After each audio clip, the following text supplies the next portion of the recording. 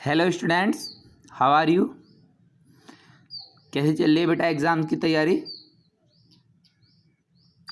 देखिए, एग्ज़ाम की तैयारी के लिए आपको अपनी जो एनसीईआरटी की बुक है उसको लाइन बाय लाइन अच्छे से रीड करना है, और जो चैप्टर के लास्ट में हमने जो एमसीक्यू दिए हैं आपको उन सबको रेडी करना है।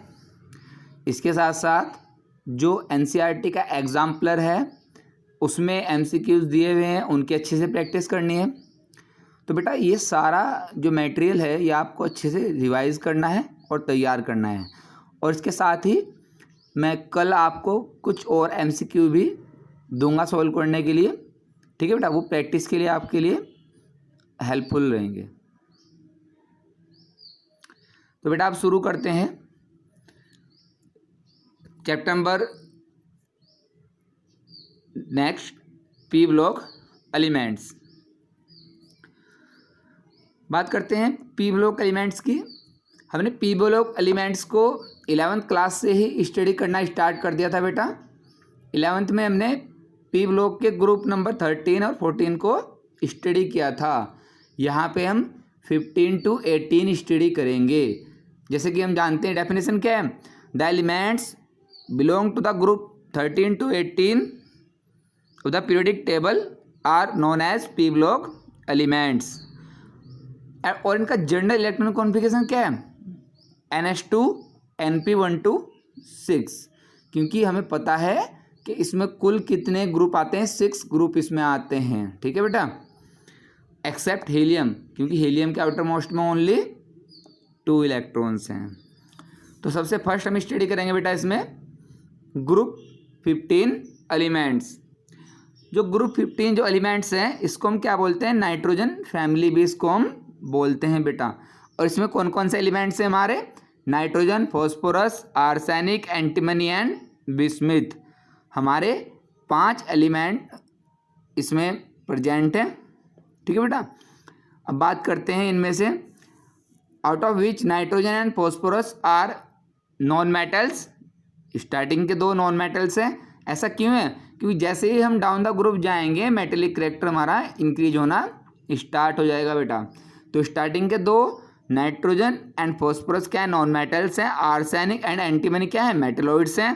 That means they have the properties of both metals and non metals. And last में हमारा बिस्मिथ क्या है, ये एक मेटल है बेटा, ठीक है। तो डाउन द ग्रुप क्या होता है, मेटेलिक कैरेक्टर इंक्रीज होता जाता है इनका। बात करेंगे इनकी अकरेंस की, ये कहाँ कहाँ कैसे कैसे नेचर में फाइंड आउट होते हैं, किस फॉर्म में हमें मिलते हैं। तो सबसे इम्पोर्टेंट जो हमारा है, सबसे फर्स्ट है नाइट्रोजन बेटा। एज यू ऑल नो कि नाइट्रोजन एटमॉस्फेयर में 78% जो है पाई जाती है, एयर के कंपोनेंट के फॉर्म में प्रेजेंट होती है ये, ठीक है। Molecular nitrogen N2 comprises about 78 by volume of earth atmosphere, ठीक है। It occurs as sodium nitrate NaNO3, जिसको हम चिली साल्ट पीटर बोलते हैं। नेक्स्ट पोटेशियम नाइट्रेट के फॉर्म में पाया जाता है, इसको हम इंडियन साल्ट पीटर बोलते हैं बेटा, ठीक है। और ये अर्थ क्रस्ट में फाइंड आउट होते हैं, नाइट्रेट की फॉर्म में होते हैं, जो वाटर में बहुत ज़्यादा सोलूबल है, ठीक है। और ये वाटर में सोलबिलिटी की वजह से बहुत ज़्यादा स्प्रेड आउट नहीं हो पाते हैं। नेक्स्ट बात करते हैं, nitrogen is also an important constituent of amino acids, protein and nucleic acid. बेटा ये हमने बायो में पढ़ा है और केमिस्ट्री के पोर्शन में भी पढ़ा है, amino acids, protein and nucleic acids, ठीक है बेटा। वहाँ पे मेन कंपोनेंट के फॉर्म में कौन होता है, नाइट्रोजन हमारा मेन कंपोनेंट के फॉर्म में प्रेजेंट होता है प्लांट एंड एनिमल्स में बेटा, ठीक है। अब बात करते हैं सेकेंड वन, फॉस्फोरस। ये भी एक मेजर कंपोनेंट है, ठीक है। और ये आपका मिनरल्स की जो फैमिली है, एपेटाइट्स इसको बोलते हैं। इस फैमिली में जनरली ये फाइंड आउट होता है। कुछ जर्नल फॉर्म्स में हमने इसके कुछ जर्नल फार्मूला दिखाए हैं यहाँ पे बेटा, ठीक है। ये फॉस्फेट के कंपोनेंट के रूप में प्रेजेंट होता है। और फॉस्फोरस एसेंशियल होता है लाइफ के लिए, क्योंकि ये स्ट्रक्चरल मटेरियल बनाता है एनिमल एंड प्लांट्स में। और कहाँ प्रेजेंट होता है, बोन्स में। It is present in bones as well as in living cells. Living cells में भी ये प्रेजेंट होता है। Nearly 60% bones and teeth are. अब ये फॉर्म जो है जनरल हमने बात की थी किसके, मिनरल्स की फॉर्म है, जिसमें फॉस्फोरस आपका प्रेजेंट होता है बेटा।